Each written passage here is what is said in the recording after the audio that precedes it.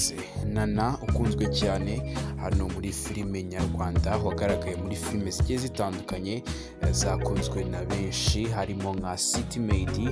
Uyu mukobwa biravugwa ko yaba agiye gukora ubukwe, ubwo bukwe bwe bukaba bugiye kubera muri kimwe mu bihugu byo hanze.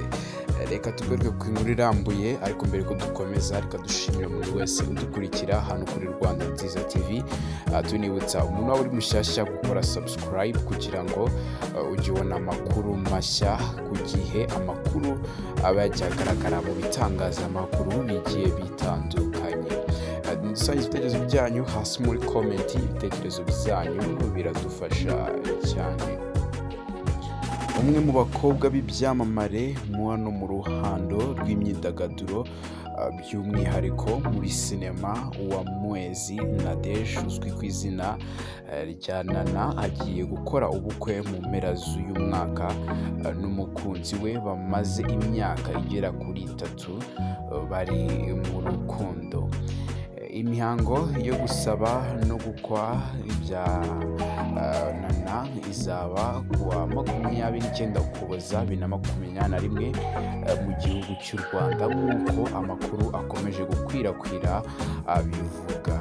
Gusezerana imbere y'Imana bizabera mu gihugu cy'Ububiligi, aho umukunzi we witwa Damas bamaze imyaka 3 bakundana atuye. Amakuru avuga ko muri iyi minsi inshuti ze za hafi zabanye nawe ziri kuvuga ko muri ino minsi baba bari gutegura ibirori byo gusezera ku rungano basangiye byose, akajya gusanga uwo yaremewe kubana nawe akaramata kugera no mu bundi buzima. Urukundo rw'aba bombi rwa Nana ndetse na Damasi, urukundo rwabo rwagize ibanga rikomeye ngo ku mpamvu z'umutekano wabo wombi. Uwamwezi Nadege yamamaye muri filime zakunzwe hano mu gihugu cy'u Rwanda, harimo n'izigikunzwe mw'ino minsi, twavugamo nka City Maid, filime ikunzwe cyane yaciye uduhigo hano ku mugabane wa Afurika, filime ica kuri televiziyo y'igihugu.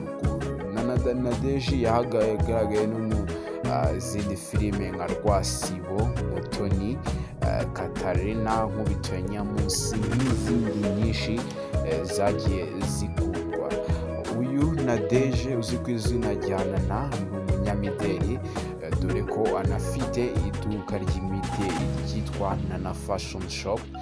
Yanabayeho umuhanzikazi aho yaririmbaga mu itsinda rya The Queens mbere yo gutangira gukina filime. Kora subscribe kuri Rwanda Press, dusangiza igitekerezo cyawe hasi muri komenti, maze tugumye tubane mu makuru agiye atandukanye, amakuru mashyashya abagiye agaragara mu bitangazamakuru bigiye bitandukanye. Turabakunda cyane, ciao ciao.